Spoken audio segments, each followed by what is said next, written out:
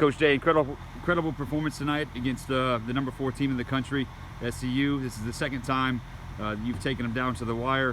What are your general thoughts on tonight's game? We were phenomenal. The ladies put in an absolute shift. Every single person on the field, subs, part of this program should be extremely proud. We got nothing to hang our heads about. It was one hell of a performance, and we created the better goal scoring opportunities yet again. To lose twice against this team when, legitimately feel like we had the better tactics and actually executed what we wanted to do is extremely disappointing. But we got to grow, and we'll beat them, and we'll keep elevating this program. Coach, one factor tonight, it looked like, or possibly it wasn't a factor, maybe you expected it to be, was 4 games in 14 days, played just 2 days ago. Talk about that and how proud you are of the girls from the shift that they put in tonight and the performance they put in. It's definitely something Coach Keane and I had spoken about numerous times leading up to this game, that four games in 14 days and road games in Florida, it puts one toll on the body, mentally and physically.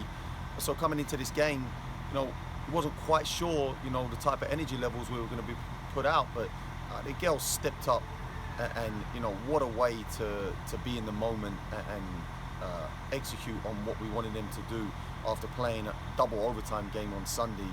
Let's not forget Southeastern hadn't played, so they was actually rested, and we wasn't outworked. We put in one amazing performance there tonight. Coach, while the fall season finishes for you at 5-6, it seemed like the team made significant progress this year as far as dominating games. What do you think it's going to take just to get you over the hump a little bit to turn some of those into wins? Obviously, we keep getting better, and we find players to fit what we're trying to do.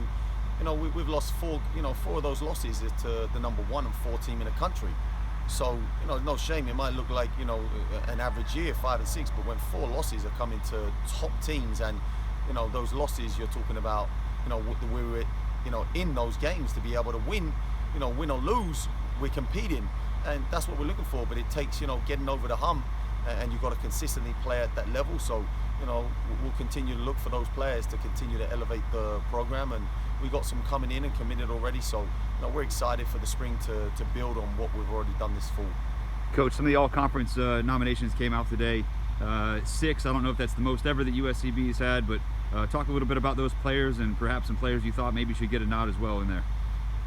It is definitely the most nominations that USCB has had in their short history. All of the ones that got in obviously deserved it. You got Kumar, who was exceptional, and Lexi got second team. I can't remember who else. I think Shartuni and Downey got on the second team with Foshi, and then Mari got on the second team also. All of them well deserving. I think it's a tragedy really that Alison Schaefer didn't get on the second team all conference. But that's the way it goes, and maybe we could have had the defender in there also, centre back.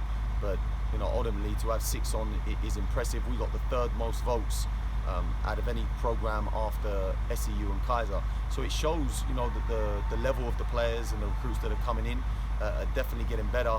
We're just going to continue to grow, continue to elevate, and get in the national rankings, and the national tournament is where we want to be. Coach, I'm glad you brought up Alison Schaefer. You were without your captain and talisman today at outside back, and you had Mariah Downey. It looked like she filled in very well, but how much did the team miss the spirit and the leadership that Alison Schaefer brings tonight? Missing your captain, and we, let's not forget we were missing Madeline Matusik, who is a big threat for us. So we're missing 2 players who, one's a starter, and Maddie, starts and comes off the bench also. So, to put in a performance like that, the players that covered, Marcella played 90 minutes almost, and done an amazing job. It's probably, her best performance of the year.